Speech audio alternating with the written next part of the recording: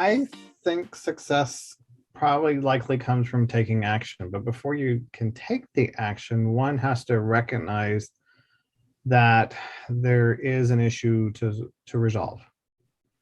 And because if you don't have the mindfulness, then it's that quick fix that will do something for a moment of time without getting beyond.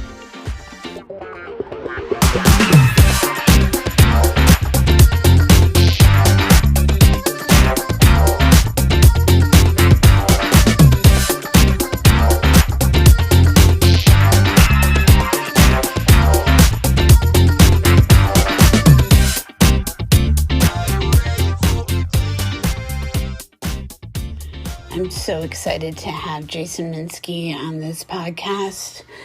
He is somebody that I have had the pleasure of being randomly introduced to thanks to his persistence about less than 4 months ago, give or take.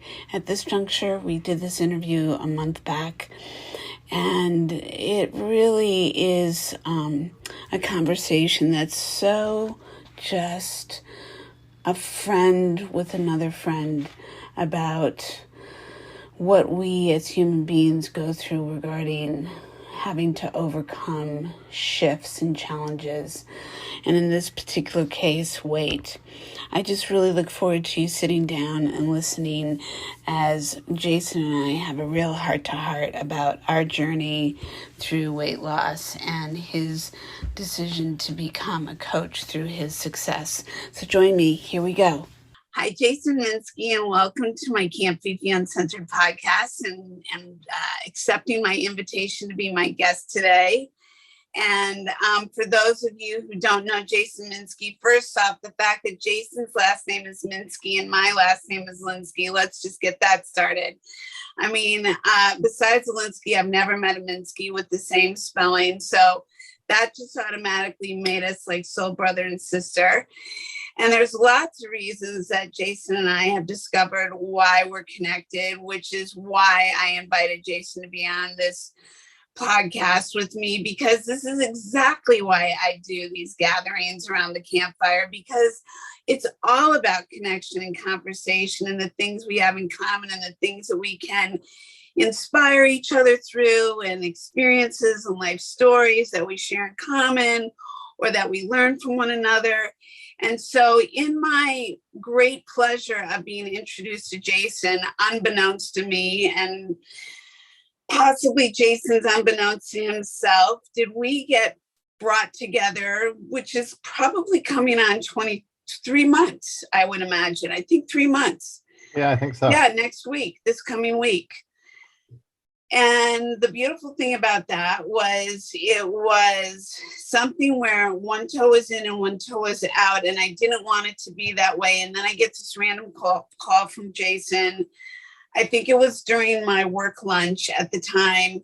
And you made a phone call to me, cold called me, because of a connection we had through something that you do as a coach and I had invested in and I had wanted to do, because I had gotten to a point where I was trying to figure out how to let go of weight.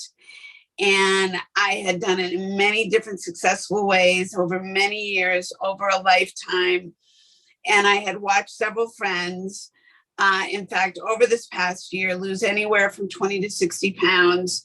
And when I made this investment, I had a series of events occur combined with, trying food, and because of the way one's lifestyle had been, and all the things concerned with my health, thyroid, what have you, what I could, what I couldn't, all the things, and really not having somebody to talk to, I was ready to jump ship when you called. And your conversation and my conversation, and my point to all this, is the ability to connect two human beings together randomly and what we're capable of doing for each other, called inspiration, enlightenment, enhancement, support, hearing, listening. Even though I'm doing all the talking right now, there's a reason for this. So this is my introduction of Jayson Minsky, this wonderful man that came into my life that through a common thing that we have, one of many things we have in common, which is health, well-being, weight loss, is why Jayson, I invited here today, because he's so delicious and he's so full of life and so vibrant. And there's going to be a lot more things we're talking about than weight loss.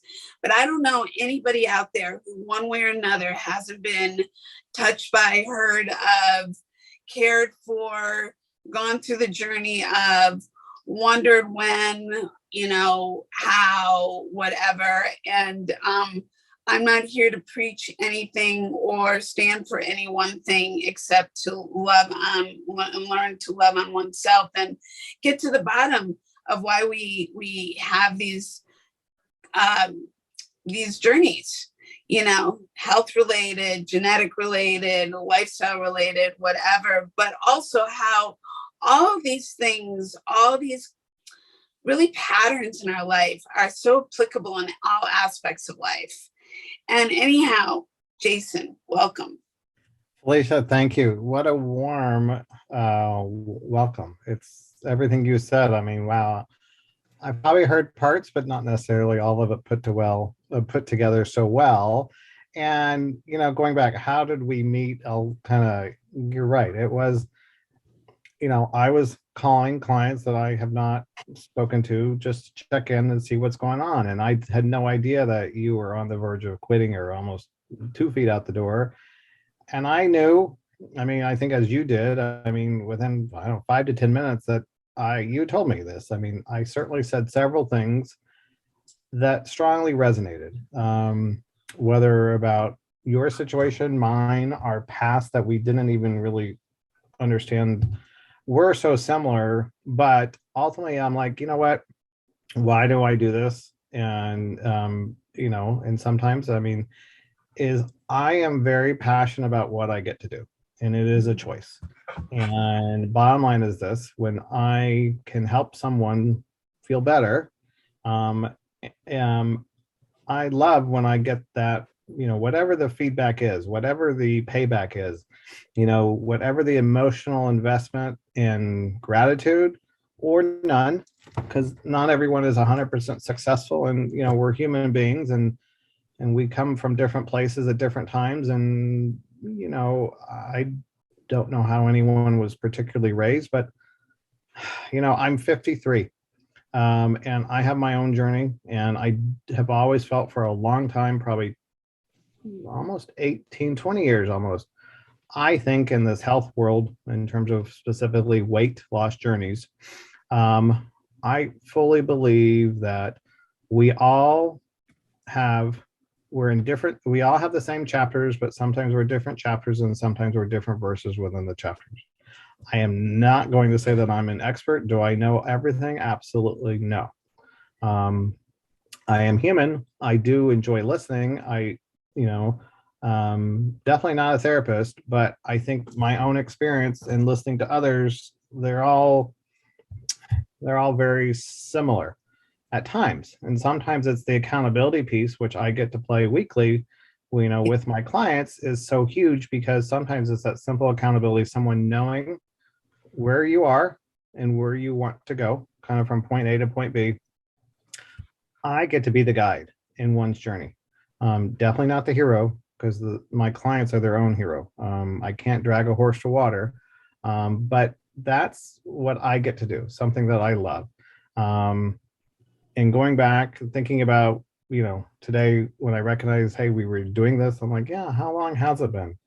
And it's almost 3 months. And I will say the significant of 3 months, and I'm not sure, Felicia, if I've told you this, right about now, and I don't know what the specific date, but this is my 3-year anniversary of actually being a client myself, as well as giving up 65 pounds.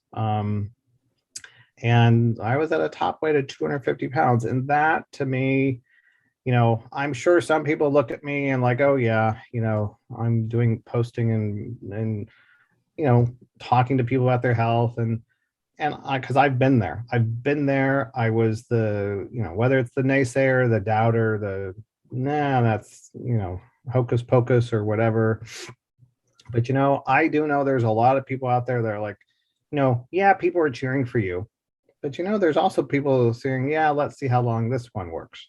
If I'm not saying I've done tons and tons of programs, but some people do and some people don't. Some people have never done a program. And but I know, I mean, at 3 years, it's more than a few months that I've maintained, and it's almost a job. It is a job.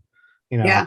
know it never goes away. And I'll have to say, I learned this not that long ago, but 15, 18 years ago, that here we are. I mean, the difference is why this is what, we have to use food for nourishment purposes. We cannot abstain from food. We're human beings, and yet we're dealing with a substance, and where if you do label it as an addiction, and I know some people don't, and I'm not saying everyone has that disease, but if you understand that thought process, then if it is an addiction and it's something that mentally is challenging, and an addiction is something that one who cannot control. So there's an indulgence versus an addiction. Take whichever A word you feel comfortable with, and kind of move from there and recognize, well, how do you live within the means? How do you stick within the guardrails of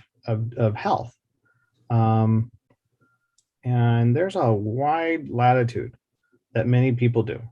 Some people believe, hey, they have to and they want to exercise, daily, and a lot of people don't have issues, but there are a lot of people who do. And certainly here in America, the two stats that have always stood out to me, I don't necessarily remember them, but now as a health coach, it's true, and pandemic and the COVID has not made it any better. But when I started 3 years ago, the two numbers were, what's the percent of people who are overweight and morbidly obese? And together they were 67%-ish, just under 70. And now, not even 3 years later, certainly post-COVID, it's over 70%. People here in America, and I can't speak for other parts of the world, I don't know those numbers, we're not getting healthier.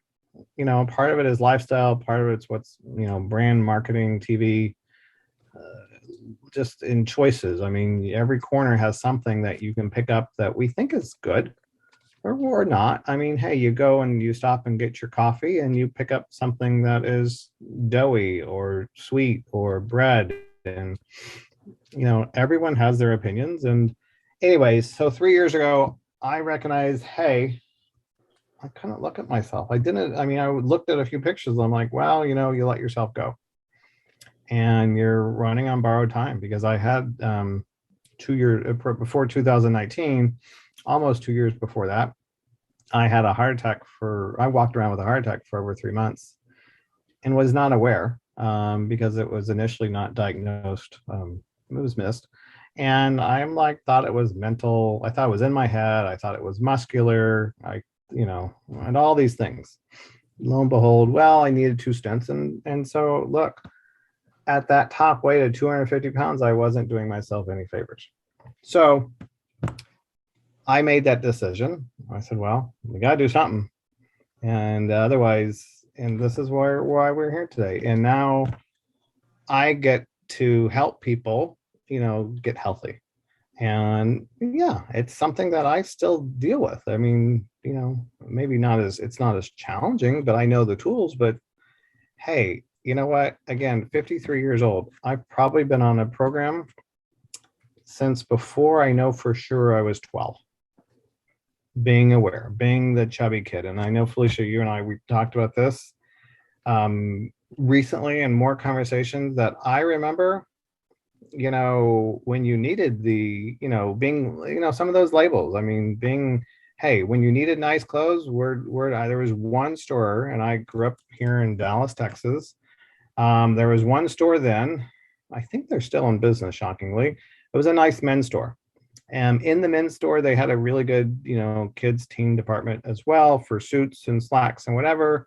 But in between, in amongst that side of the store, there was the quote unquote place where, one like me could find clothes that fit. And that was the husky department. And that in itself, I, now recognize there were some labels and stigma attached. I being a boy, I don't know. I still don't know if I certainly understood what it all meant, but there had to have been some emotional stuff unbeknownst to me at the time. Well, it's interesting that, this was exactly what I wanted to do, was reverse engineer this whole how Jayson became Jayson today. And so your segue into, where this all began. And like you said, basically a lifetime, a journey of exploring, releasing, letting go, working through the loss of weight. And what I think is such an interesting conversation about the two of us talking about this today is, society does have labels, and society as a whole, we are animals in these human bodies that are drawn and attracted into our spots, the things that we like, the things that make us go, like get us titillated and get us excited. And, ooh, we want to have that. And that could be food, or that could be sex, or that could be a drink, or that could be the human touch. That could be all the things. And, I'm glad you raised the word addiction, because I believe that we all have addictions. I do believe that people could right now go, fuck you, like, I don't have an addiction. But no, the truth is, and excuse my swearing, it is my podcast, so I give us freedom to, be fully self-expressed. That's why we're uncensored. So needless to say, I do think we all have our stimulants. I do think some have an ability to control versus others, like, I will speak for myself, where moderation isn't always in, I really have to put blinders on to go into mindset moderation, pulling back, refraining from, not wanting to like touch, feel, and have a hand to mouth conversation, and then intake, which is hand to mouth food intake. That's just something that I think we all deal with, whether it's a cigarette, a joint, a drink, coffee, a pill, a food, whether it's cannoli, pasta, steak, sexually, there's the human body. We don't need to go into the explicits of that. I'll refrain from my very explicit descriptions. But my point is we all have these things. And you and I happen to have something that's actually very common, like you said, like over 70% of, whether it's just the US, because you said, I don't think you said the world, I think you said the US, is overweight or overly obese circumstance, and talk about health. So the reason why you and I ended up meeting and I pulled the trigger at this time, because like yourself, I go back to when I was put on when we did talk about this, my first formulaically formal diet. I was 8 years old. And I was 8 years old, and people could be like, what are you talking about? And I was like, Melba toast, cheddar cheese, celery sticks, cottage cheese. Like, these are things I remember back at 8 years old. And I remember like minimal amounts of these things. And I had gone from 100 pounds to 85 pounds. And my 100 pounds, because I was an active kid from dancing, whatever, I'm sure to the next person looked chubby. But, because that was a word that we used in our childhood, was chubby. That's not a word that I think is used today, but I'm using the word in reference to what we were hearing and absorbing, because I don't know when you were led to, if it was your recognition of yourself or if it was other people's conversations around you or the mirrors you passed by. It was a culmination of all those things for me. I was in front of mirrors in ballet class. I was in front of mirrors because the women's ready-to-wear stores that my parents and family owned. I was in front of people all the time who were always creating, dressing, showing, not comparing, but just around each other. And so I had a lot of influences and a lot of inspiration, and always being told, God, you're really smart. You're really beautiful. It's really too bad you don't lose weight, since I was, yay high. And what I think that unconsciously it did was told me I wasn't good enough because I was missing this one part. Not that I didn't think I wasn't good enough, but I definitely think that your self-esteem, your self-confidence can unconsciously be affected because there's like, oh, because this isn't fitting into whatever however said, these words, that is a missing part. And listen, and I went on and with outfits that I could, my parents had to go to the preteen shop for the 8-year-old kid to get the pretty dress for my brother's bar mitzvah that looked beautiful. And I had lost weight, and 15 pounds for an 8-year-old kid. Are you kidding me? That's a lot of weight. Mm-hmm, for sure. And I do think, again, that these stories that you and I, though fully haven't been expressed, have had a lot of things in common. So when you were a little Jayson, can you remember before age 5? I don't think so.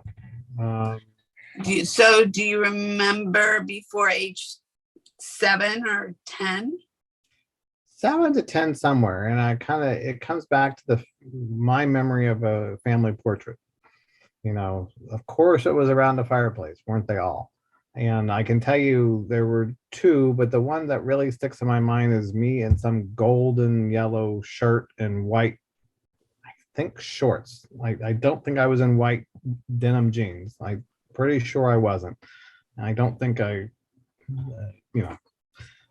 boy would, I don't know, who knows, maybe I was, but it was something golden, and this was probably the 70s, so that makes sense fashion wise. It was time, fashionable, and I'm like, yeah, I look fine. I mean, I don't think, but yeah, the word chubby was a word that was used, period. Not that it was used a lot, it was just a label. I mean, kind of like today, or not even know today, but somewhere, hey, as a newborn, when they're have cute cheeks, you used to call them chubby. They chubby, cute. And it was a good thing to have a thick thigh. It was a good thing. It's a good thing to have a healthy baby that has a thick thigh.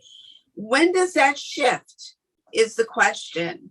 Is it because of health? Is it because of society? And I want to go back to the little boy. So for me, I've identified why I started reaching to food to emotionally fixate, fill a void. And I do believe, no, I don't have a clear image. So this is going to be my next question, and I'm sharing this publicly. I do believe that my little 3-year-old Felicia was witnessing things in my family's household between my parents that I couldn't help either of them with. And that I do believe was, verbal and physical abuse. And my little 3-year-old self could not manage to save my mother, or my father. And I do think that what I decided at that time to do, because I needed to be nurtured and never, ask for more than what one, I was supposedly this really good little girl, and this just stayed in my lane and didn't cry, like kept to myself kind of thing. And I would beeline into the kitchen in the middle of the night, and I started to learn how to climb the cupboards. I mean, I don't climb trees, but I knew how to climb a cupboard and get into that upper cabinet and get into that prepackaged 1960s food that was coming out left and right. First time that things were no longer like fresh and raw. It was like we're going to discover something so we can send astronauts to space. And that's when food started really getting changed. And I figured out I received years later, swear to God, this is classic, Jayson, years later from a friend of mine that I work with in the film industry. She's in the costume department, and she gives me this birthday card in black and white. This little girl's got a pixie haircut with this little dress climbing up into the cupboard. I said, oh my God, who took this photo of me from my childhood? Like, it was like, where did this come from? This is, I mean, the only difference was I would have been in flannel nightgown. Like, I mean, it was classic. And my point is that we both know that, so we can all like go through these journeys of, oh, I've got to lose weight because I've got an event, or I've got to lose weight because I tore my meniscus, or I got to lose weight because I just had 2 stents and a heart attack for the last 3 months. All sorts of reasons. Or I just, want to feel better, period. And we also know that losing weight is possible for all of us, however we make that decision to do it. It's not in the losing weight. That's one part of the journey. It's the maintenance, like in all things in life, the consistency showing up, the making the decision showing up, the consistency in taking action showing up, and repeat, rinse, repeat, rinse, repeat, rinse, and the accountability, like you talked about. And this is all the things in life. Like you can't own the house if you don't pay the mortgage. You can't get the hot dog if you don't pay for the hot dog. You can't advance in education if you don't pass your things. You can't drive the car if you don't pass the driver. Like, so it's the same thing with weight. But the interesting thing about weight, unlike alcohol or other drugs or what have you, is like you said, we need it for nourishment, for survival. You don't need alcohol to survive. You don't need most likely pills to survive. I'm saying this in air quotes. You don't need, certain things, but there is a certain sustainability that you need from a functionality like gasoline in a car. So you need to fuel the body. But with that said, in order to maintain the body after the loss, you really have to get down to the nuts and bolts of where this all began for that individual. Like for me, I think it's emotional as well as physical stuff from going through thyroid cancer and, radiation kicking my body into early menopause, which was not, a thing at the time for my body. Oh, but so what? Okay. So how do we do this? Thankfully, we're seeing results with what we're doing, actively. And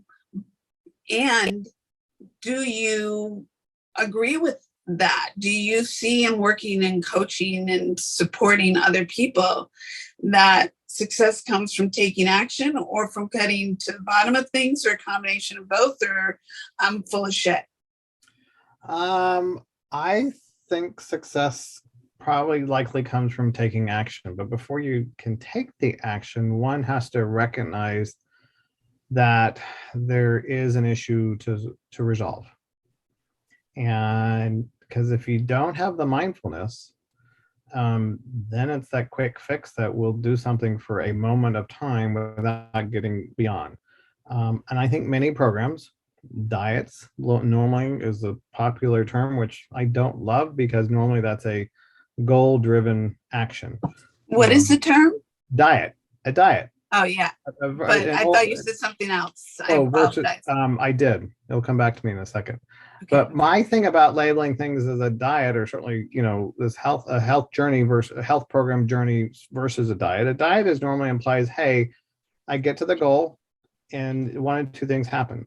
You either get to that goal, and you're like, you're saying, I'm done.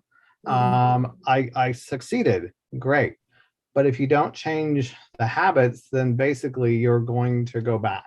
Or the other thing is you get to the goal, or you set a goal and you don't get there. Out of frustration, you quit and you also go back. I do remember, and why this book was in my closet I haven't remembered that part. But somewhere in my teen years, there was a book that was given to me, and I don't know. I guess I had shelves in my closet, so maybe I had this little book shelf there. But the simple title of this book was The Best Way to Lose Weight. And there was a subtitle, and the subtitle was To Go on a Diet. Because it basically said, for those two reasons I just said, you lose some weight, and then you gain it back plus some, or you get frustrated, or you don't change the habit. So a lot of it does come down to changing habits. And if you're not mindful, then I can help people, shed some pounds. I truly believe the whole journey is more than just a number on a scale. It's not. That is a tool. That is not the tool. That is a tool, but it's a common thing that we're used to, because a measurement of weight is black and white, whether it's in pounds or kilograms, whatever your preference is. It's a measurement. It's easy. It's you go to the doctor's office or wherever, it's all uniform. But what's not uniform is, hey, maybe it is the inches. Maybe it is the fact that when we don't have any energy, or there's some clients I help, a smaller percent, it's not about a large weight loss. It's like 5 to 10 pounds, or not even 10, 15% per se, but it's the fact they have no energy because they don't eat, or they don't eat well or correctly. And that's a whole different conversation. But going back to what you said in terms of when you were a young girl, the one thing that kept popping into my mind, and I do know I don't remember everything, and you're not the first to ask, and I remember snippets of things. I do remember, it comes back to, and I can't quite remember all this, but I definitely remember what was the thing on Saturday nights, I think, when my parents would go out. And I had two older sibling sisters, and they probably took care of me most of the time. I mean, they had their lives too, and so not everyone. But I can tell you, on Saturday nights, what was the highlight of Saturday night? I got to have the Hungry Man Swanson dinner. And why I was thinking about that is Hungry Man. Where did that come from? But it comes back to labeling. Here I was. I'm sure I wasn't a teenager. I was definitely a tween at best. But when I had a regular TV dinner, it wasn't filling enough. So I thought, so I was told, or so I believed, because you know what? And look, you had larger portions of the protein, and it was something covered in gravy. It was some kind of carby potatoes or something, or French fries, and something that maybe was a vegetable. And then there were 5, or plus there was a dessert and maybe something else. And pulling back that film, I mean, it was something. And I'm like, if I could find it, you can Google anything today. If I looked at the nutrition information today of what that was, I would probably be really surprised. And I think most parents probably wouldn't, maybe we would, maybe it was all good. I don't know, but I'm certain this was in the 70s. And it does go back to, I mean, can we always figure it all out? No, but at least I can't. But I do believe it's branding, it's marketing. We are what's in front of us, whether it's through TV, and now it's all these other different forms of media with the internet. But even you're in the film industry. What has the film industry? How have they casted characters and written those characters? I mean, it's all whether it's from LA, from the film industry, to New York, traditionally the media. How does the society believe that what's healthy? And that's a whole big can of worms. I don't think we're not going to solve it. But no. I want to say this though. It can be important to know where and why. But I know this for most of my clients, obviously it's in the present and the here and now, and it's like, well, we can't necessarily, even on a day-to-day, week-to-week thing. I've got clients say, well, yeah, I had this or I had that. Okay, great. Well, what do you want? What are we trying to accomplish? Right. And that comes back to that accountability. I definitely think, like, I mean, it always from childhood forward is accountability. I think that, we were raised as we were the beginning of the latchkey movement. And we were also the beginning of things being accessible, where a family did not have to cook. And things were just there, so you could grab it. So you could have a hungry man, or you could have whatever, sticker. You could have, a Tang. You could like cool it. Like there were things, cereal. There were just things. Popcorn. Yes. That were, but it's not about going backwards. It's not about not being present. It's to say that I think in those, for me, again, it's not that I remember those things happening, Jayson, and it's not that I need to attach to be able to move forward. I do think, for me personally, having gone back and forth of weight loss from being really healthy and not, and then in the more recent years, just things that I've experienced through getting through 4 bouts of thyroid cancer, taking care of a mom, working my hours, whatever. These aren't excuses. It's just like, I'm done. I'm done carrying this all around. I'm done because I want to feel better and feel strong and know what that's like. So I want to get back to her.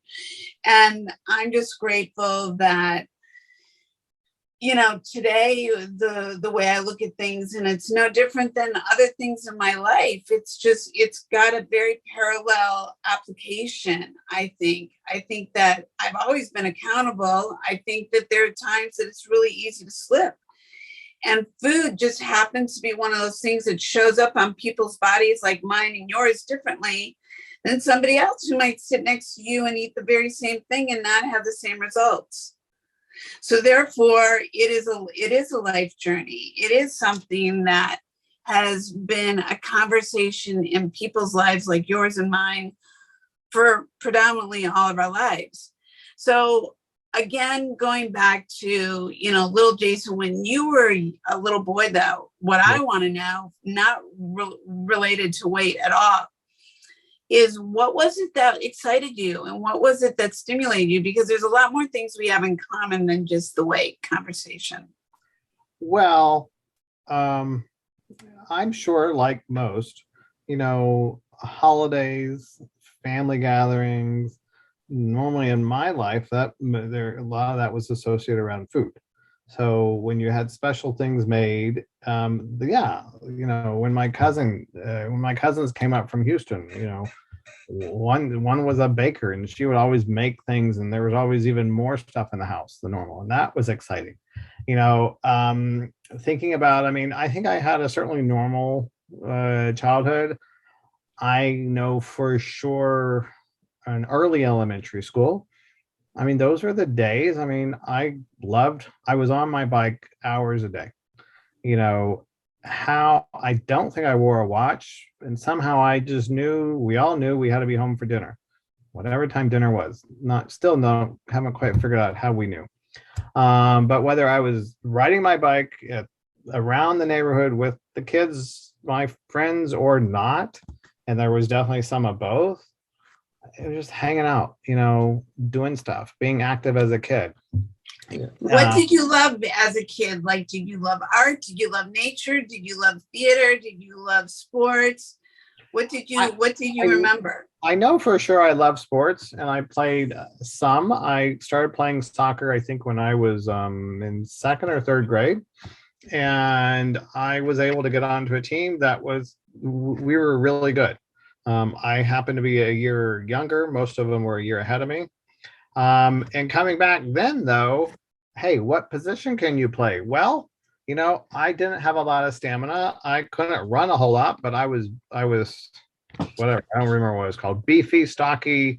I was a great defender. Yeah. I could be, I forgot my soccer terms, but I want to say fullback. That's football. Well, it'll come to me. But whatever, I was by the goal, in front of the goalie. I could probably stop the ball and redirect it to where and move the ball down the field. I mean, I played with this team for 9 seasons, 4.5 years, spring and fall. I know I had championship trophies because we pretty much won most. And then we got to that point. So, I mean, 3.5 years, I must have been 5th, 6th grade, 11, 12. It's kind of, hey, when does probably puberty hit and you grow? Well, they grew and got faster, stronger. I wasn't going to get any faster with carrying around that extra weight.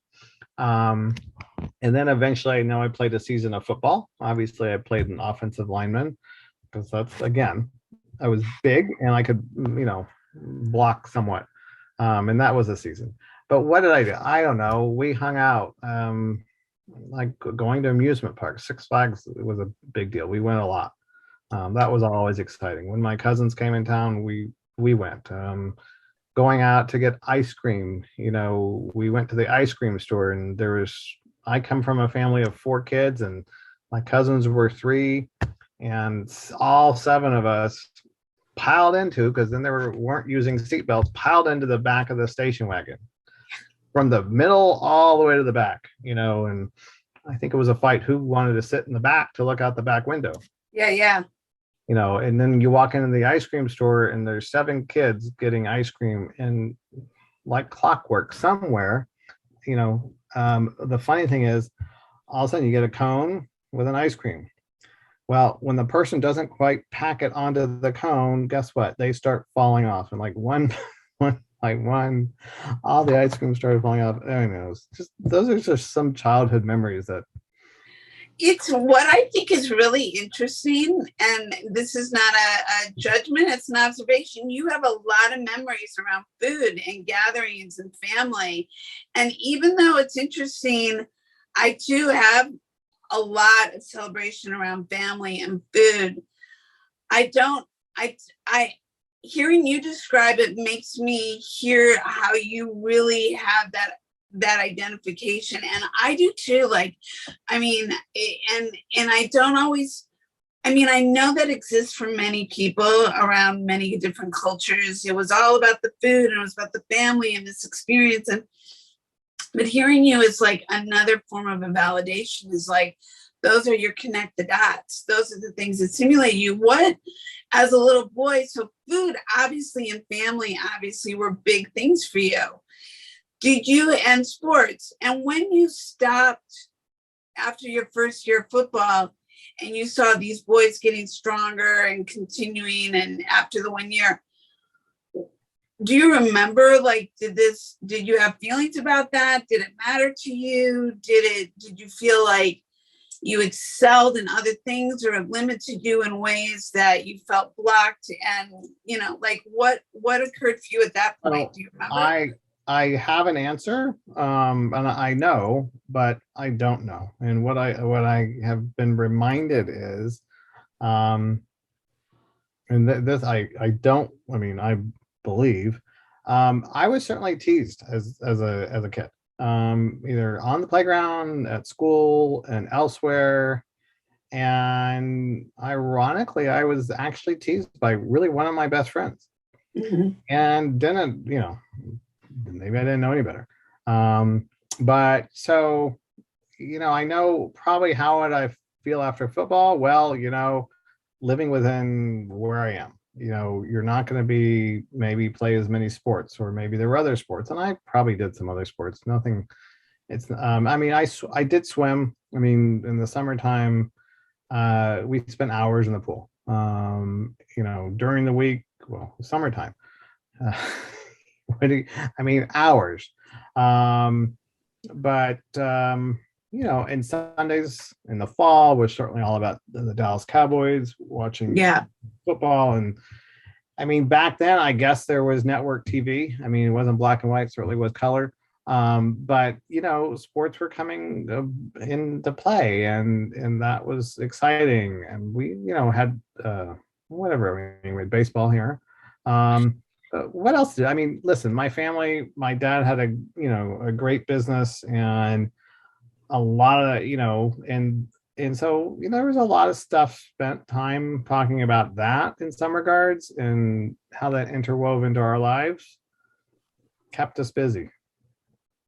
And was your family really social, and even when you weren't with your cousins and all the extended family, as a family unit, you did a lot of things together, right? And I would imagine you did a lot of celebrating, or a lot of, dinner was a big thing, and being around the table was a big thing, or, doing events with family, with other families, or the things you belonged to, whether it was the local swim club or the local temple or whatever. I mean, I would imagine there was a lot of that kind of socializing going on. Yes, maybe? Oh, for sure. I mean, absolutely. I mean, like I said, pretty normal. And maybe I take it for granted because it's not normal, or what is and isn't. It's not for many, but for you and people like me, I get it. It feels normal to me, but I really not. I certainly recognize. I mean, that's what I said. Hey, when I started having, my oldest son is, I think 23. So he's 23, but I know when he was born, or somewhere 3 to 5 years later, like, you know what? I knew what my childhood was. And like I mentioned, my childhood was on a bike, out, not sitting in front of a TV, not being able to explore the neighborhood or going miles, and parents then, me as a parent, well, you couldn't let your kid go that far, let alone down the block, without some kind of supervision. Well before, I think it was before, I guess we had cell phones then. I'm sure we had cell phones. But I mean, it was just all, like I said, I had a watch. How did I know it was 6 o'clock, 7 o'clock, 7:30, and it was past dinner time, or I was in big trouble because I missed dinner.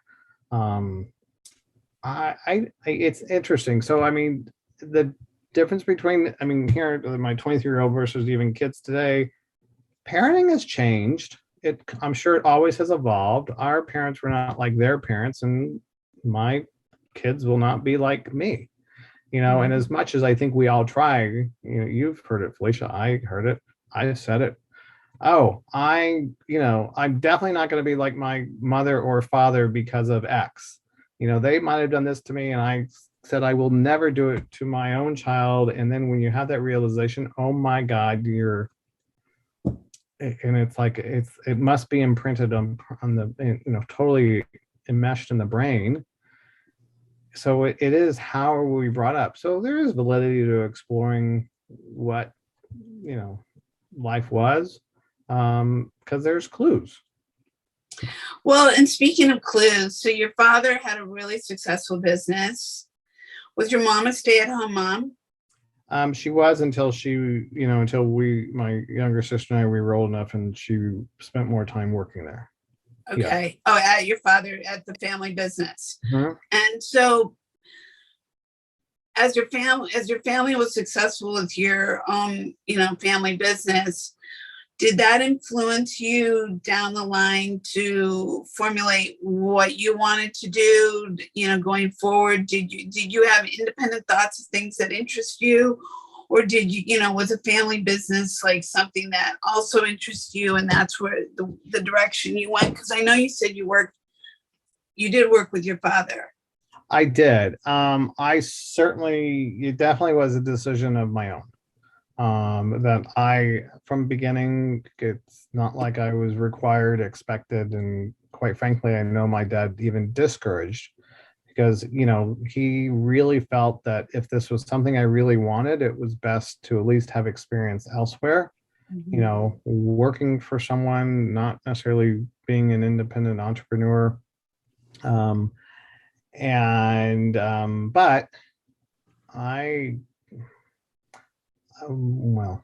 I guess I was motivated. I thought the best thing for me was to get done with college as quickly as I could. And so happened to be, I graduated 2 quarters early, which ultimately was December of 1990.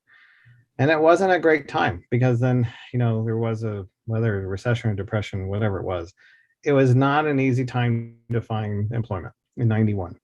I don't even know how much it improved in 92, but it definitely, it's like the slowdown, and it was more like the poof, it just happened, somewhat. Yeah, it was the wartime. Yeah, I guess it was, right. So in the end, I he was looking and couldn't quite find, an entry-level accounting job. And I had definitely, many nights at the dinner table. It was business this, and I'd been working. Summers and every summers and breaks, I would work. I would go to trade shows probably since before. In fact, I know it was before I was 16. I look forward to you joining me next week with Jayson as we continue talking about the art of entrepreneurship and how it all ties into our life passions and our purpose. So thank you so much for joining me on this podcast episode with Jayson Minsky, and I look forward to you joining us next week. Bye for now. In the meantime, where the spirit is young, the soul is wise, and the life stories are vast, there isn't anything here on Camp Fifi Uncensored that we don't choose to talk about, from soup to nuts, or what I like to say, from cannolis to egg in the holes. And don't forget the s'mores. Join, subscribe, share. We love having you here and joining us around the campfire. Thank you so much. Bye for now.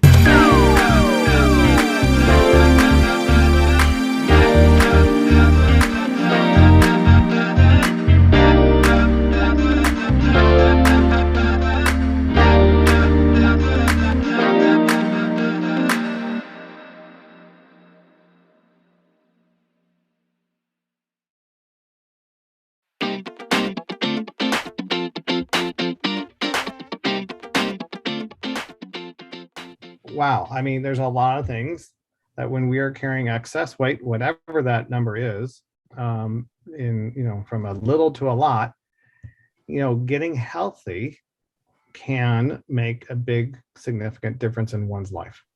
Maybe it's the simple fact that, oh my God, all of a sudden you can sleep better. And we always take sleep for given, and maybe that's why there's always will be commercials and ways for new mattresses and beds. Or sheets, because I'm guilty. When I'm at my top weight, I get too hot. I'm too hot to sleep. I'm not menopausal, but I can somewhat relate when to that part. But it comes back to will, and willpower. And it's like, do you want to change? Do I need to change? Am I scared to death of failure at changing, or even having success?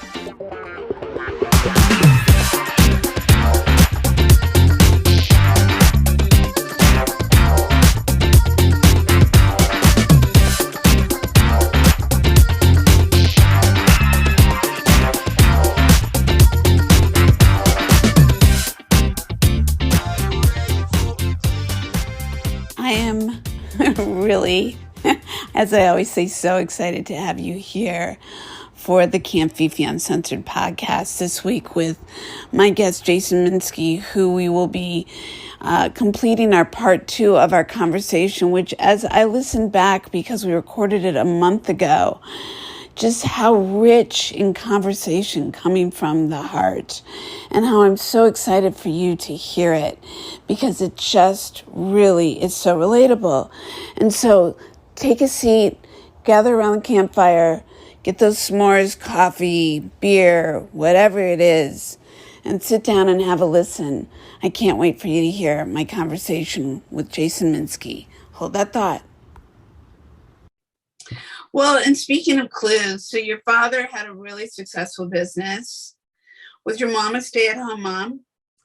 She was, until my younger sister and I, we were old enough, and she spent more time working there. Okay. Yeah. Oh, at your father, at the family business. Mm-hmm. And so as your family was successful with your own, family business, did that influence you down the line to formulate what you wanted to do, going forward? Did you have independent thoughts of things that interest you? Or did was a family business like something that also interests you, and that's where the direction you went? Because I know you said you did work with your father. I did. It definitely was a decision of my own. That from beginning, it's not like I was required, expected, and quite frankly, I know my dad even discouraged, because, he really felt that if this was something I really wanted, it was best to at least have experience elsewhere. you know, working for someone, not necessarily being an independent entrepreneur. But I, well, I guess I was motivated. I thought the best thing for me was to get done with college as quickly as I could. And so happened to be, I graduated 2 quarters early, which ultimately was December of 1990. And it wasn't a great time because then, you know, there was whether a recession or depression, whatever it was not an easy time to find employment in 91. I don't even know how much it improved in 92, but it definitely, it's like the slowdown, and it was more like the poof, it just happened. Somewhat. Yeah, suddenly. it was the wartime. Yeah, I guess it was. Right. So in the end, I was looking and couldn't quite find, you know, an entry-level accounting job. And I had definitely, many nights at the dinner table. It was business this, and I had been working. Summers and every summers and breaks, I would work. I would go to trade shows probably since before. In fact, I know it was before I was 16. Because my very first out of town trip was, my dad said to me, well, if you can get a ticket cheaper than my $400 ticket, you can come to LA. And it was great because I knew I could work. And there was a common friend that was my age and I could hang out with. We'd go to the beach and hang out in Santa Monica and whatever, spend a couple days. And lo and behold, I found a ticket that was definitely under what he paid. And so that was probably, I was 14. So early. I mean, it was in my blood. It is in my blood. I mean, that's what's driven. And I have the passion, you know, and you know, passions do change. I mean, I don't think you have to do anything forever, but you know, there was not the requirement, but certainly I enjoyed it. What did I learn? I mean, one of the things I still loved even about trade shows, even when we closed the business, I loved going to talk to people. And that was why I was comfortable how I got here as a health coach. What do I do? I'm still talking, you know, figuring out what it is, why, you know, what do you want? What do you need? I mean, that's why people should talk, you know. I mean, you can talk just in general. I mean, sometimes it's when you're with friends, it's venting. Sometimes it's just listening. Sometimes it's showing up. 100%. Well, and it's, again, love that you share that, because I definitely believe that, first off, one of the many things that we have in common, going back to when we're like in the 14-year age range with family businesses, and that kind of driven, passionate drive and love of people, that is definitely one of the many reasons why you and I have connected so beautifully and seamlessly, I think.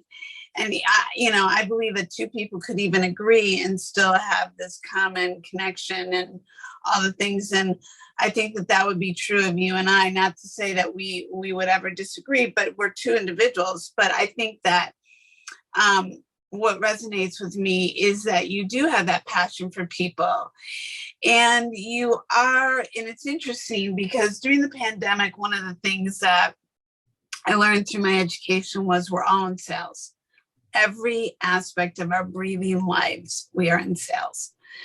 So when people think, I'm not a salesman, I don't like sales, I don't do sales, that's not what I do, well, guess what? That is actually what you do. We all do it. We're all negotiating. We're all selling ourselves. We're all convincing others. We're all pitching. We're all, you know, whether it's pitching to your parents that, you know, I don't want the oatmeal, I want the chocolate pudding. Or if it's pitching to your teacher, you know, I'll deliver tomorrow versus today, whatever. And you go on in life and you see those who like show up, deliver, go over, you know,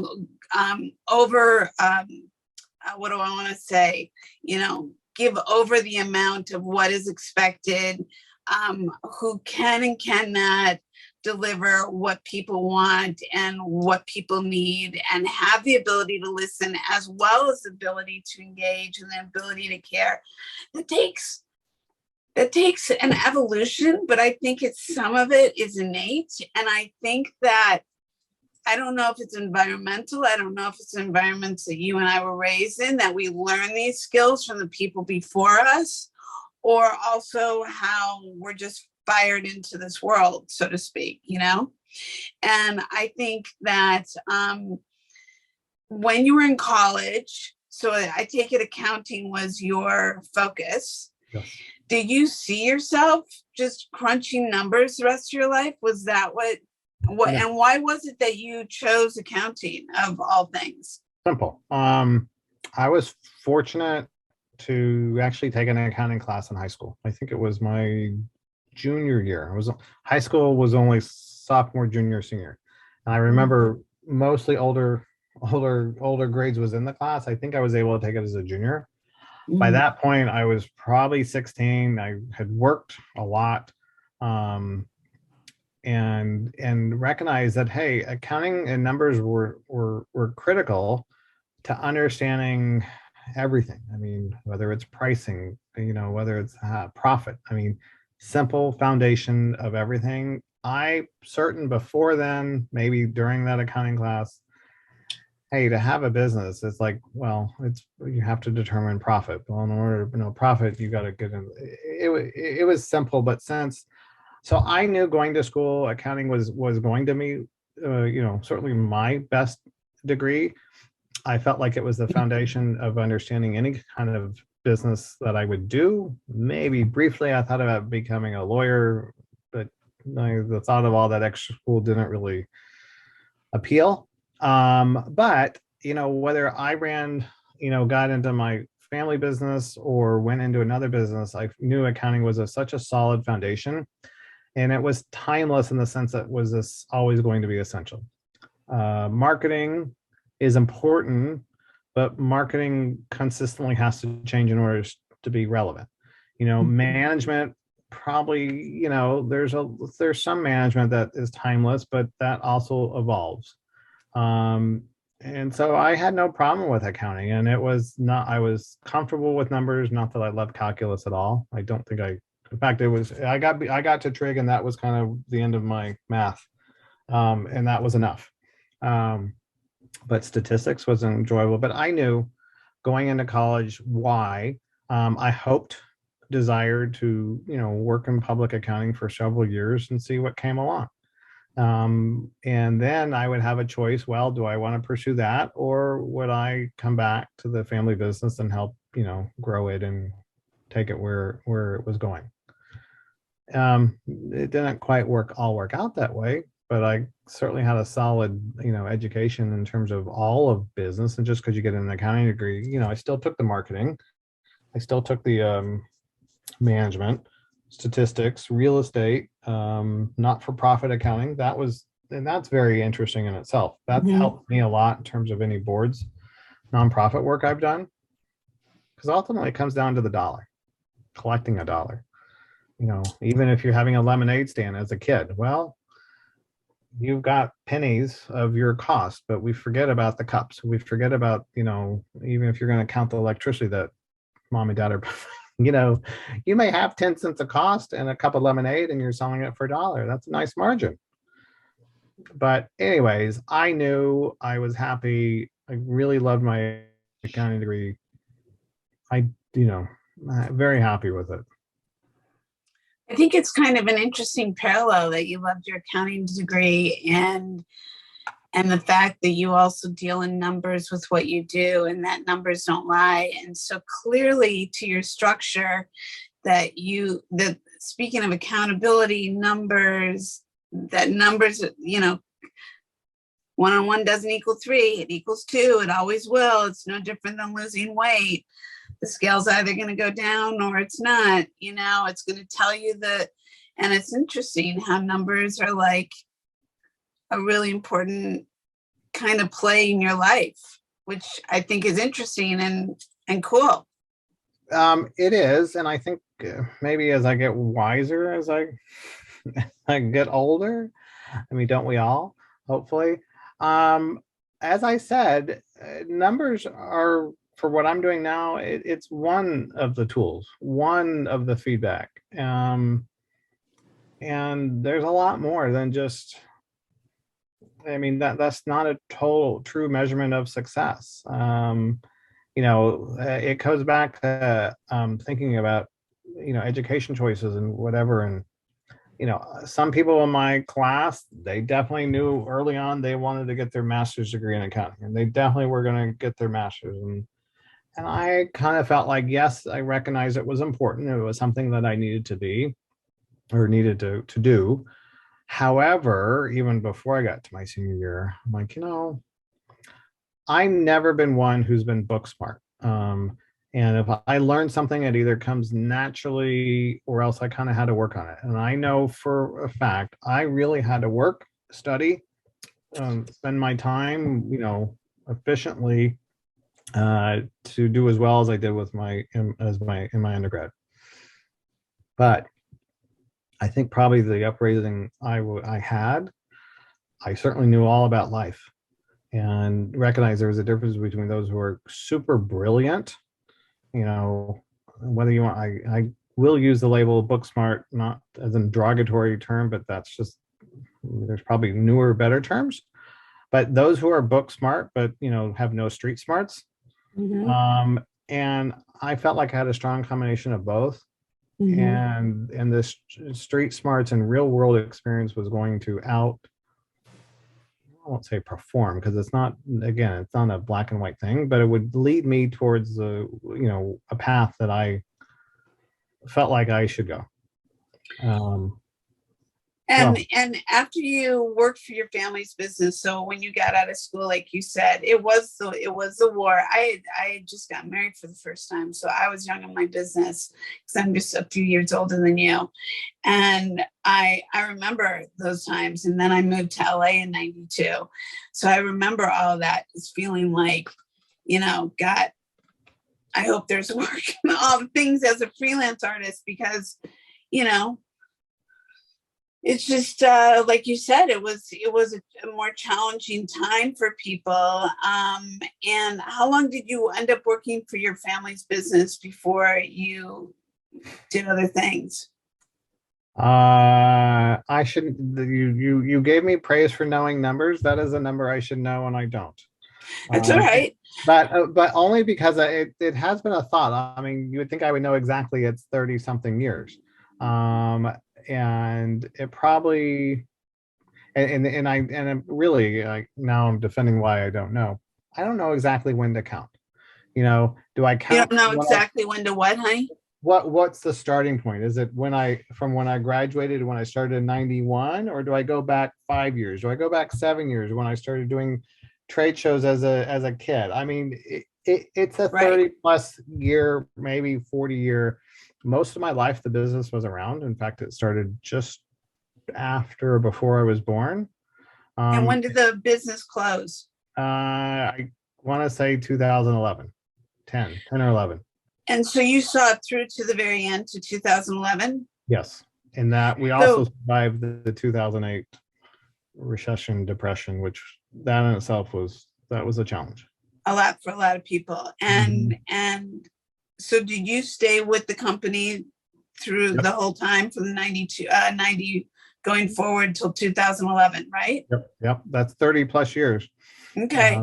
And so after 2011, with the closing of the business,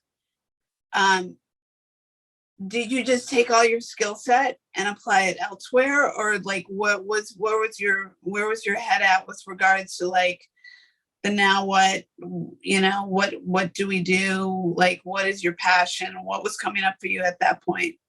Well, what was in my life at the time was, I was assisting in terms of a recruiting business. And recruiting, when I really thought about it, similar to what I've already said, it's even more so than my past, but it's kind of at the top of the list. It's a glorified matchmaker. Listening to what my clients wanted, listening to what, and then going out to find the employees and making the match. And I just listen, identify what someone needs and wants, and it has to be both ways for it to be a win-win. And so there was a natural transference of the skills. I mentioned, the trade shows, I love talking. I love selling our product. Don't get me wrong. We'll never forget, we always, every year, twice a year, we spend a week in New York at the gift show. And there's all from boutiques to gift stores, souvenir stores, museums, theme parks, all kinds of clients and stores we helped.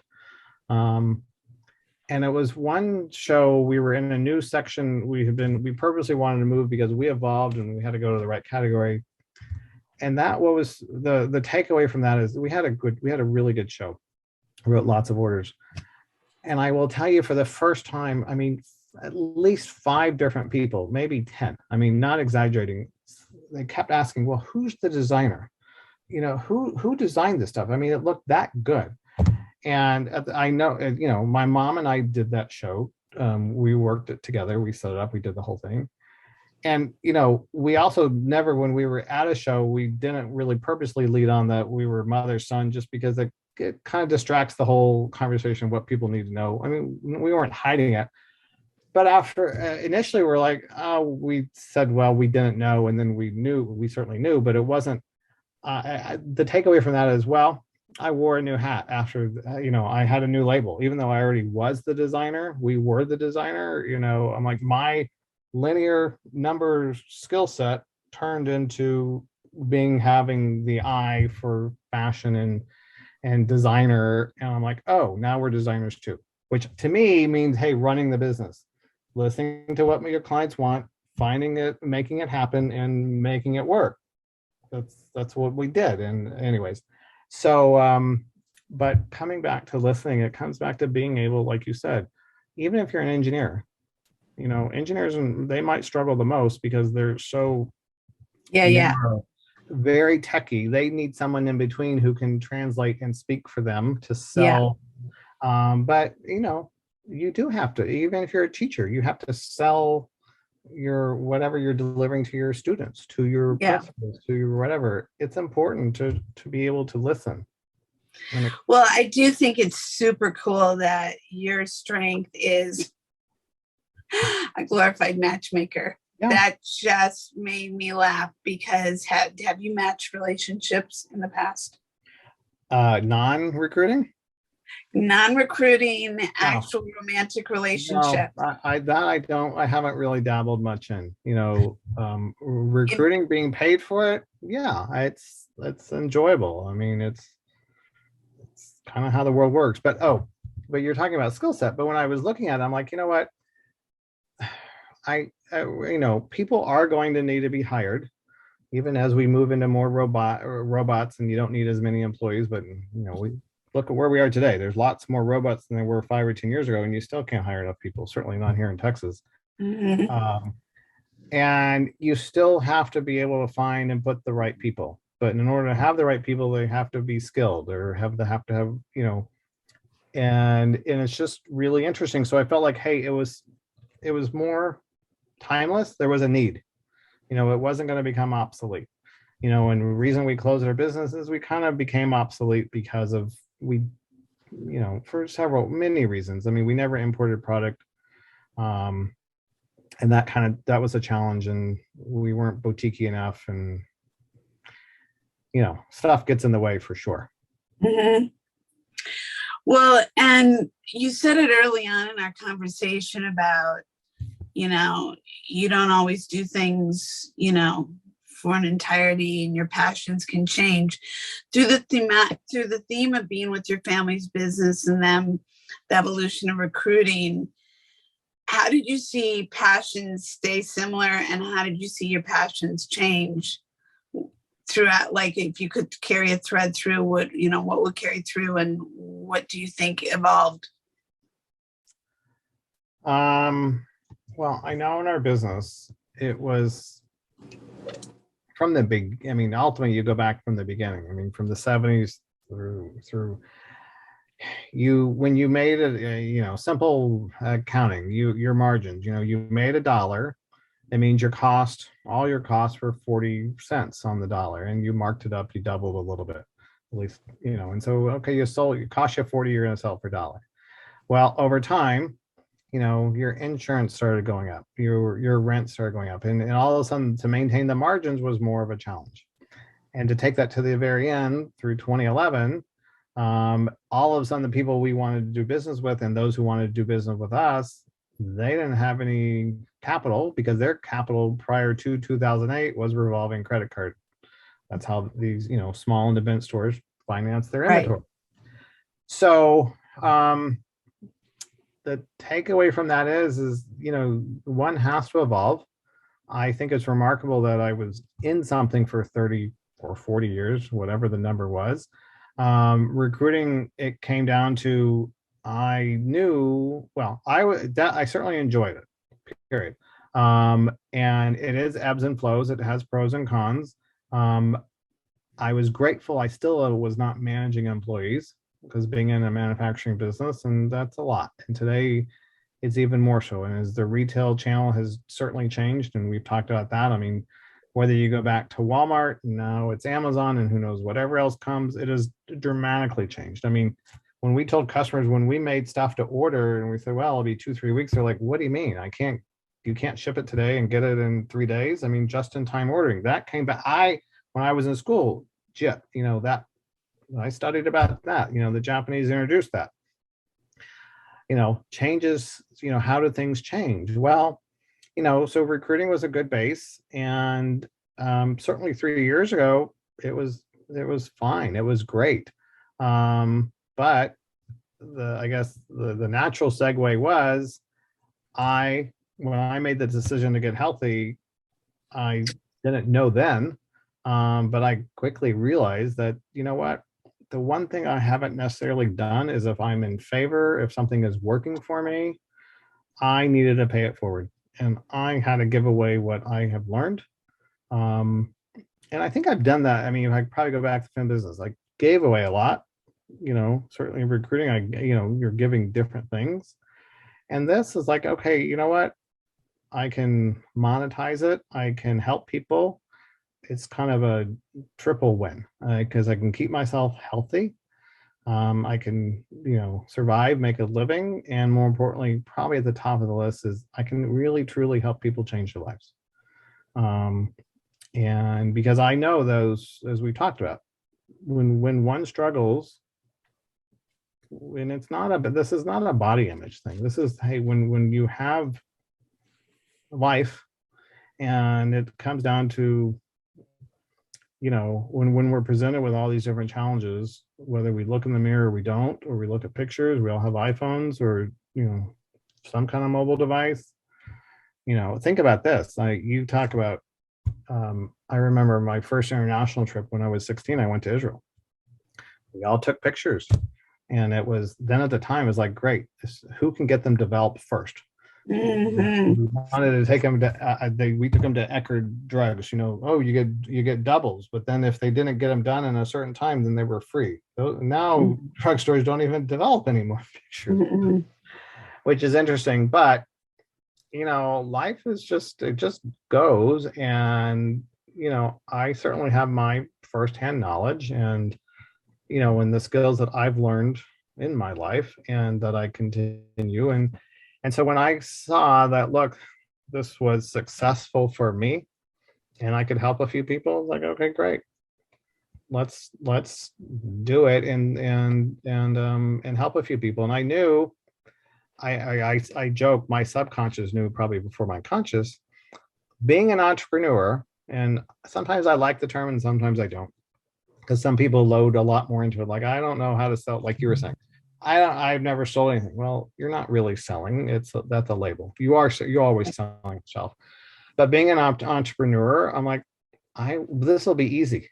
I just have to decide. They don't even have to be balanced. And I have 2 scales in my hand. They don't have to be exactly balanced until when I choose which one that I want to devote, 100% of my time towards. And I'm fortunate that I've had that choice. But given that, it's like this is kind of where I am certainly supposed to be at the moment. So you were recruiting when this came into your life, and you balance both. And are you still recruiting? No. No, I'm because not. you ended up fully giving that up Right. within the last few years, within the last 3 years. The beginning I of think. 2021. So 18 Yeah. months ago. Yeah. I mean, I could always go back into it, but Yeah. it's a different, I don't have the need. I don't have the desire. Yeah. Well, and I think that it's really great to see how your journey has evolved into something that you can teach on, you can inspire on, that you bring strength to, you bring your heart with, that it's ties all together, all the things that you love, which is helping change people's lives and connecting them to the things that they need and they want. And I don't know who doesn't have a need to look and feel great. And it's not always, like you said, about some excessive shift. It can be many different things that this happens to have that kind of key to that door. And I love the fact that you as a human being have been able to take your journey and your successes and the things that you've learned, bring to the table the way you do and have, because for somebody like myself, I'd love to think I'm coachable, but also I'd love to also be very honest and say that I also know that I'm not always very coachable. And that is not to say that I don't want to be. That is to say that I know that I'm a human and I have my moments. And I would like to think that I didn't have those things that I allowed to get in my way. I think that when one steps back and realizes, it's interesting. I was just having this back and forth texting conversation because of the many things that I do in my businesses and what have you. And helping people is at the core of it all. That's just the bottom line. And there's just certain things that people aren't aware of what I do. And that's not what we're here to talk about. But the podcast platform is for me a way of being able to show people how there are many roads to travel that can be explorative, that can light you up, that can bring your strengths out, that can give you those light bulb moments, that can give you that balance or transitions, and realize that there is no one way and that we all have similar stories to share. Maybe we've taken those roads differently, but that we have a lot of things that at the end of the day, we share in common. And what I love about your sharing is that, no, it wasn't like, oh, I got out of school and, you talk about pivots.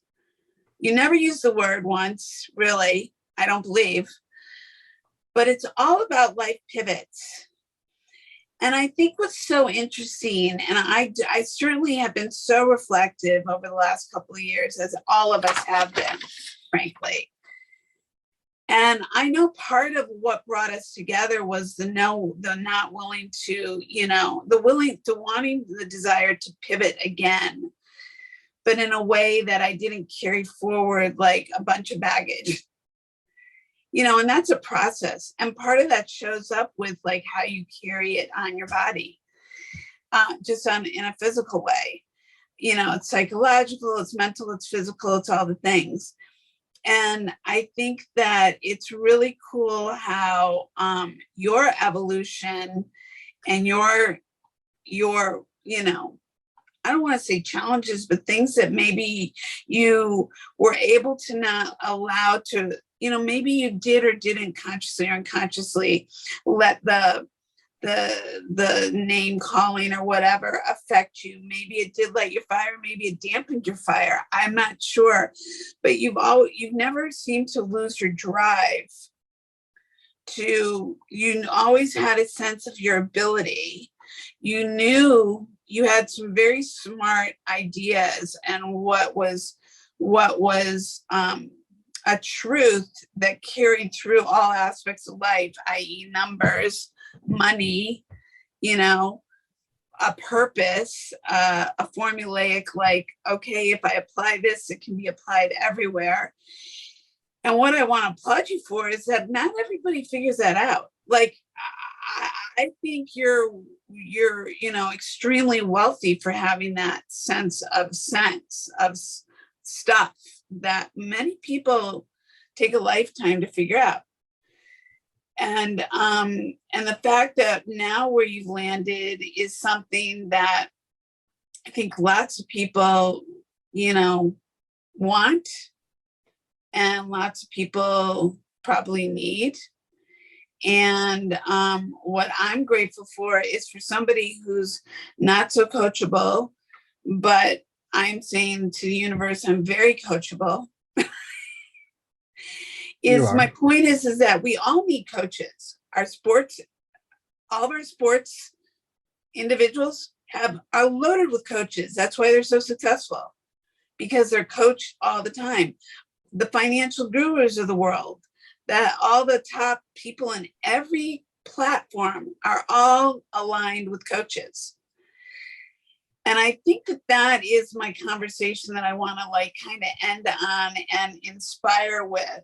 And what went back to this text exchange that I had, because I think that what people need to realize is self-development, investment in oneself,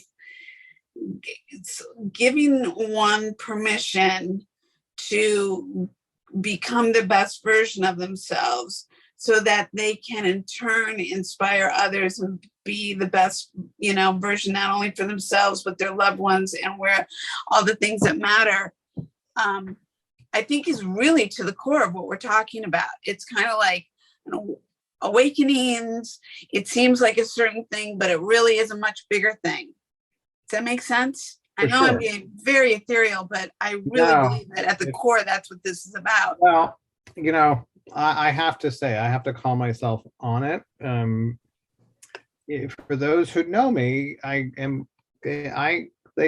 challenged to actually pivot. So you were using the word in a very positive, flattering manner, and I appreciate that. But in thinking about what you're saying is, because of my, I guess, going back to that foundation of numbers and whatever, I definitely have a very good ability to analyze, be analytical, to listen, to take it in, and pivot, and certainly pivot that way. And when things change, guess what? Shockingly, I'm not the first one that's going to jump all in. And from a technology standpoint, am I certainly more of an early adapter? Yes. Do I have to be the first? Sometimes I want to be, but don't have to be. But I'm not going to be a laggard. Okay. But what I think this is where you're going. You're right. I think we all, you can even go even further. You're talking about, we all work with coaches. We need a coach for different things in our life. Most people, unless they're totally self-employed, they have a manager or a boss who actually is kind of like a coach. The difference is, hey, telling you what to do versus leading you to it, independently, or that's the what I know, and I tell a lot of clients or potential clients, and this comes back to my experience. I think when it comes to this, our health, being on a health journey, everyone wants to do something, and we might be willing, but we want to know that first. One of those first questions is, can you guarantee success? Is that fear factor? And the answer is no. No one can guarantee that. But I think one wants to hear and understand how and why I will be successful, how my circumstances can lead one to my own success. And it comes back to me, being able to be the guide. And I certainly know my thinking when I had a conversation with my coach, like, okay, I've done all this other stuff. Why is this different?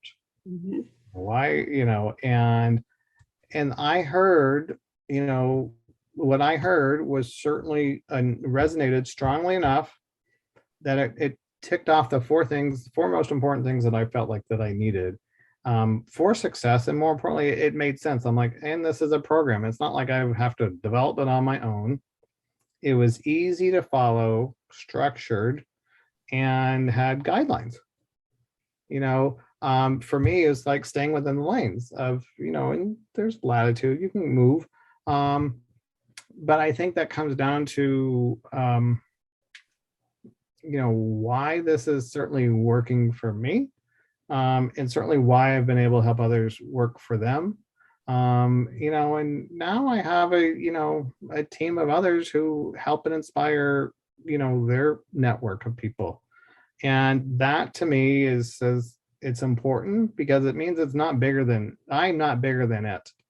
It's duplicable, and everyone doesn't have to be like me, which is fine. I don't need anyone else to be like me. You can have my own, whatever. We can be very similar or very different, because we have all kinds of different people. Well, I think that you're touching base on being authentic about how pivoting goes for you is key, because just because I use that word, and because that word is splattered all over the place these days, does not mean that everybody, even though change is inevitable, doesn't mean everybody is inevitably willing and loving taking on change, whether it's, packing up and moving, whether it's, going from job to job, school to school, appointment to appointment. Not everybody like transitions with ease. And that's an interesting thing, because pivot has got to be the willingness to change in order to get a different result. Truthfully, transformation, it's like a lot of things combined under that umbrella word.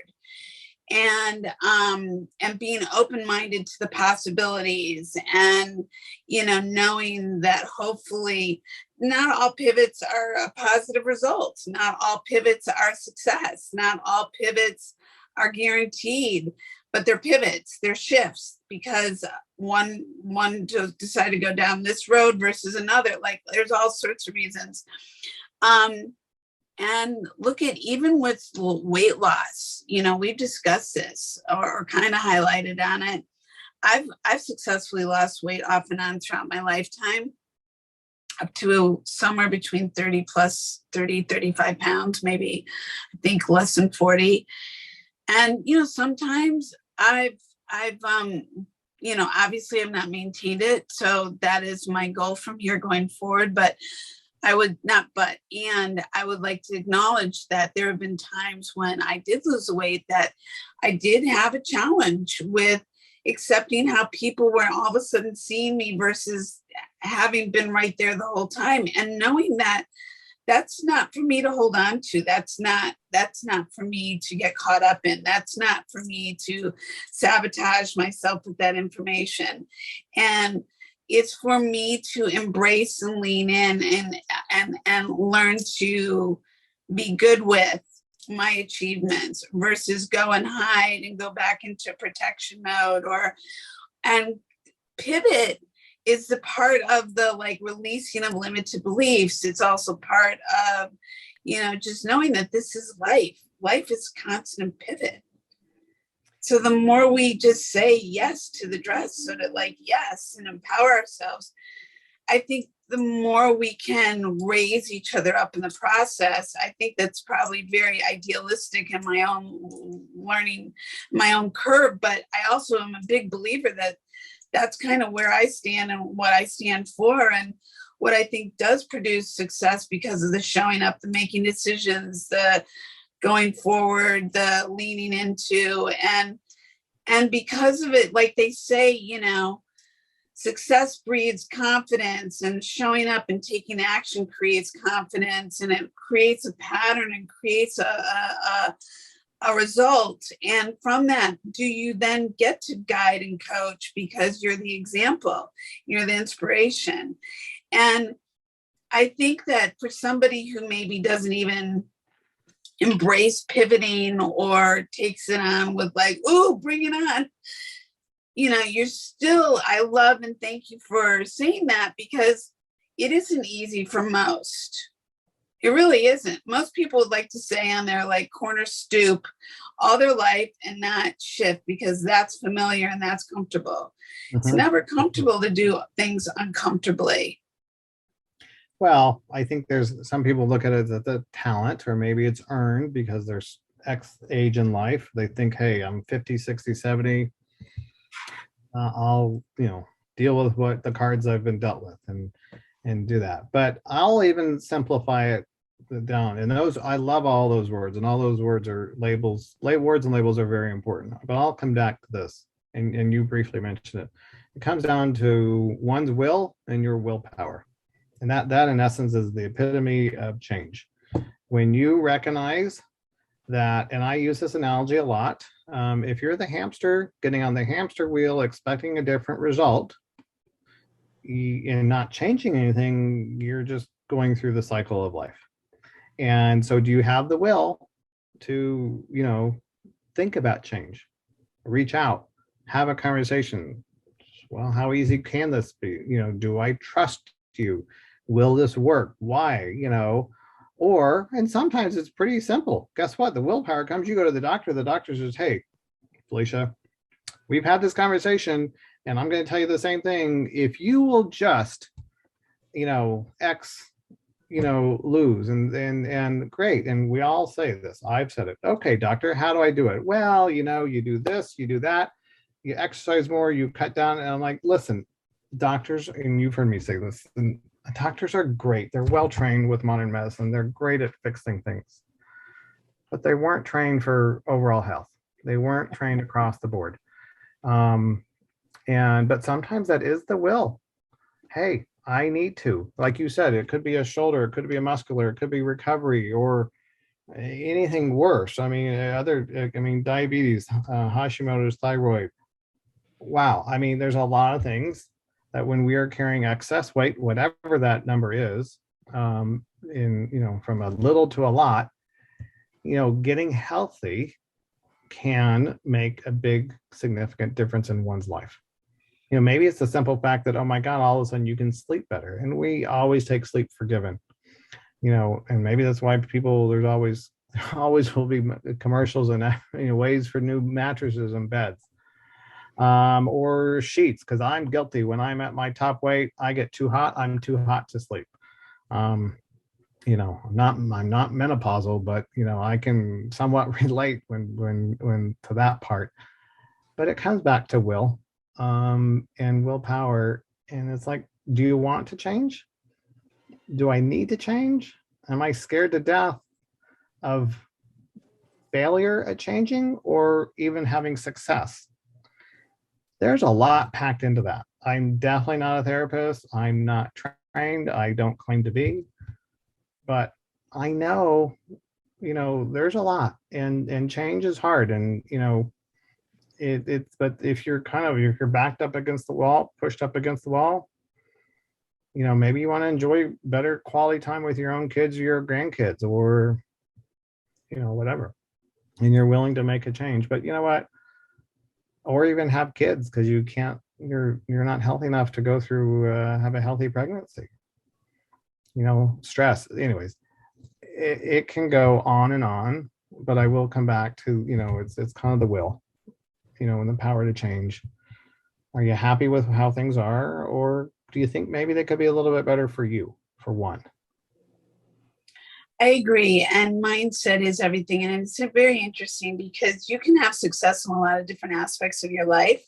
And then there's one that like the link isn't like connecting.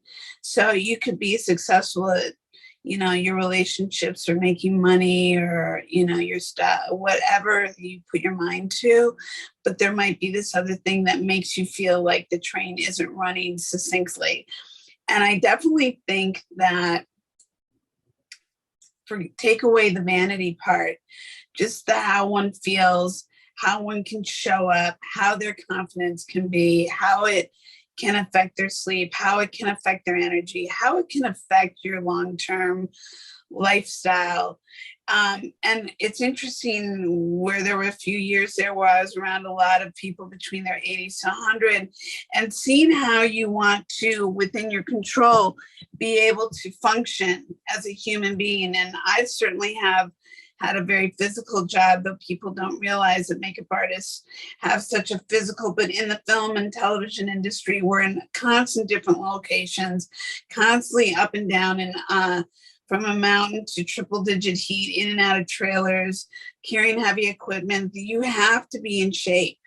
You have to have a sense of structural like strength to maintain yourself in the way you work around people. And that takes a stamina. And I always said that when I was 18 and I was pre-med and I was working on my first cadaver and I saw all the fat around the organs that I should have become thin then, because I was like, oh my God, look at, like fat can literally just suffocate things. And I think if people saw those kind of things, they'd also you certainly would plant it in your head, whether it would shift you or not. It didn't shift me consistently, but it certainly is one of those things that I bring forward today. But more importantly, I do think mindset, it does start, this is your strongest organ. This is where everything begins. I know certainly surviving and getting through cancer, it all started here. I definitely think every time I put my mind to, all right, I'm making this decision, I'm going to get healthier. And that was a decision that brought me to meeting you 3 months ago that I'm so very thankful for, because it wasn't a direct correlation, but it ended up that the stars aligned and the universe wanted us to cross paths, because there is more than just the fact that you're my coach and I'm losing weight and we're having more revelations of what we have in common versus what we don't have in common. And I think at the core, what we have in common, and again, why I have this platform, is because people matter. For sure. And this is our greatest bank account. And our love for each other and wanting better for one another. And how do we do that? We do that by surrounding each other with love and support and bringing tools to the table that enlighten one another. And hey, this might work for you, or this might work better for you, whatever. And this just happens to be one of those things. And I just want to thank you for being in the right place at the right time and picking up the phone and reaching out to me. And not only being a great human being and a great coach, but also just, a great soul to connect with. And I'm just very thankful. So, and thank you just so much for giving me your time during this almost 2 hours of conversing, which I know you and I could do several more, but I just really, going forward, I just want to ask you this, going forward, into your future and legacy, and maybe as a little boy, you always wanted to become, or just as you learned as a father and a husband and an entrepreneur, going forward, what would you want your legacy to be? That's a good question. I don't necessarily spend time on that, but I think because I try to live in the moment. Mm-hmm. And right now, I love impacting people's lives. I know what my values and beliefs, what my beliefs are, the foundation for them, and trying to help people, hopefully with similar belief statements. Doesn't have to be exact, but I can make a difference. And I've got a lot of time left for that to be written and determined. And ideally, I'm challenging myself and say this right now. I mean, I want to help a lot of people. And, it's one person at a time. I'm grateful I did reach out to you over 3 months ago. And it happened. I mean, it happened, whether it was meant to be or not, it has. And, I love working with all my clients. Some are better than others, and some have that coming back to the willingness. And those who are willing at whatever level, will get what they should need out of what their goals are. One who's looking for a quick fix, that might be willing or not willing enough. I mean, but you're right. It comes down to being mindful. But really, and I like to say, joke, how do you change what's between the ears? There's no brain surgery. And that's what I get to help people do. And I'm grateful. This has been a delight. Thank you so much for asking me. I will look forward to meeting you in person one day. Feel like I have, but it's great when I can, learn more about my clients that I know, and more importantly, clients that I just came together through referrals or whatever, process. That's why I always will enjoy what I'm doing, and we evolve. So I evolve, we all evolve, change happens. And even though I don't label myself as one who likes to pivot, I probably do it better than I recognize. But I am, it's part of me. So this has been a great time. Thank you. Oh, my very pleasure. Thank you so much. Honestly, was I right in, like, even as I shared with my producers before we went to drop this episode, was so excited to be able to share it. So I hope you got as much out of it as I certainly did. My interview with Jayson was absolutely a delight. I'm so grateful that the universe aligned us, and I look forward to hearing what you all think. And I hope that you share, and I hope you join, and I hope you subscribe and write and let us know, and let the platforms know how you feel about this show, because it's all about the connections and the conversations. That's what we're here to do.